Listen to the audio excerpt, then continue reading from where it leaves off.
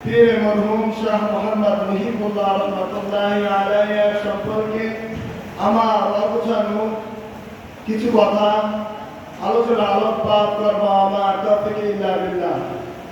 সময় হাজির, আজকে যদি আমরা বাস্তবতার দিকে তাকাইয়া আমার পীর মরহুম শাহ মোহাম্মদ মুহিবুল্লাহ রহমাতুল্লাহি আলাইহি সম্পর্কে বলতে চাই, সর্বপ্রথম আমি যে কথাটি বলতে চাই, আজকে এই দরবার যে দেখছি, আজকে যে সুসজ্জিত সালসিনাকে দেখতে পাচ্ছি, এই দরবার এই সালসিনা একদিনে গড়ে ওঠেনি।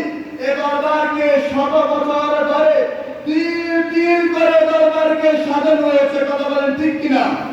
এই দরবারের প্রতিটি পরতে পরতে মিশে আছে শাহনেজার শাহ সালেহ পীর মরহুম শাহ মোহাম্মদ মুহিবুল্লাহ রহমাতুল্লাহি আলাইহির সদত্ব ছোঁয়া। কথা বলেন ঠিক কিনা? 1990 সাল থেকে শুরু করে আজ পর্যন্ত 2024 সাল পর্যন্ত যত আমরা পরিবর্তন দেখছি, এই দরবারের মাত্রা বলেন, এই দরবারের মিনারা বলেন, এই দরবারের মসজিদ বলেন, প্রতিটা পরতে পরতে পীর মরহুম শাহ মোহাম্মদ মুহিবুল্লাহ রহমাতুল্লাহি অবদান হয়েছে। কথা বলেন ঠিক কিনা? সম্মানিত হাজিরিন, আমি যদি বলতে চাই পীর মরহুম শাহ মোহাম্মদ মুহিবুল্লাহ রহমাতুল্লাহি অবদান সম্পর্কে একটি সারাংশের মধ্যে বুঝিয়ে দিতে চাই। তাদের কারামতের কাজ করতে তারা অধিকারী ছিলেন, একটি সারাংশ বুঝিয়ে দিতে চাই। বিদ্যা মূল্যবান বটে, তবে চরিত্রের মূল্য আরো বেশি। যার চরিত্র ভালো নয় তার জ্ঞান দিয়ে কখনো বাড়াতে আশা করা যায় না। সাপের মাথায় মণি থাকতো তা ভয়ঙ্কর, চরিত্রহীন বিদ্যান হলেও তার সঙ্গ পরিত্যাগ করা উচিত।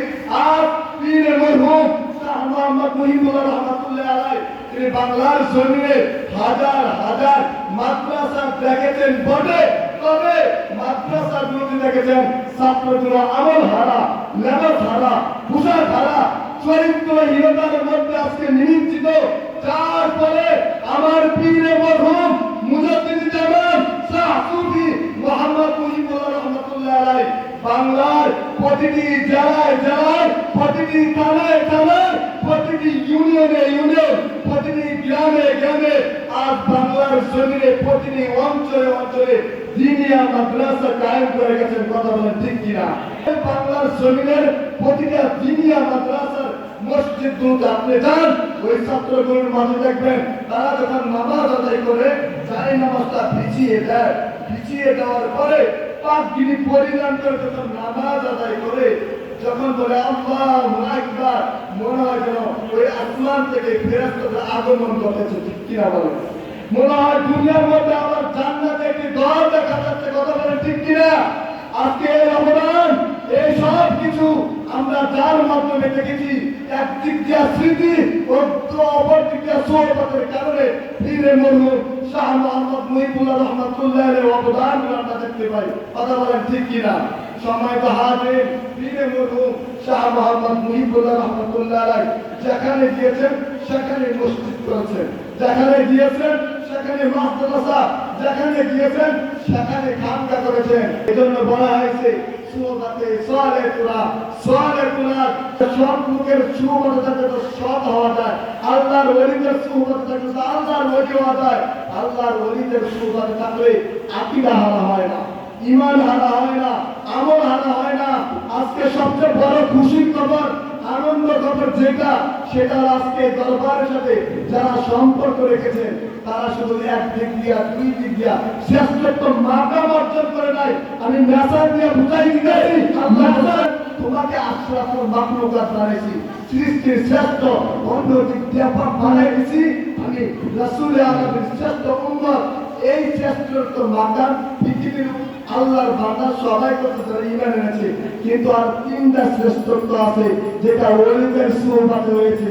এক দিক থেকে আমরা দুইটা করলাম, আরেক দিক থেকে আমরা আকীদায়ে আহলে সুন্নাত ওয়াল জামাত, এই দিক থেকে শ্রেষ্ঠ। শুধু শ্রেষ্ঠ নয়, আমরা মাযহাবে হানাফি যাকে ইমামে আযম বলেছেন সেই দিক থেকে শ্রেষ্ঠ। অন্য দিক থেকে তরিকায়ে চিশতিয়া তরিকার পথে এসে আমল শিখছি, মারিফতের রাস্তা শিখেছি। কথা বলেন ঠিক কিনা? এর চেয়ে বড় চাওয়া আমাদের আর কিছু নাই। এর জন্য আমরা সকলে আলহামদুলিল্লাহ। सरसीना सरसीना सरसीना दरबार सरसीना सरसीना सरसीना दरबार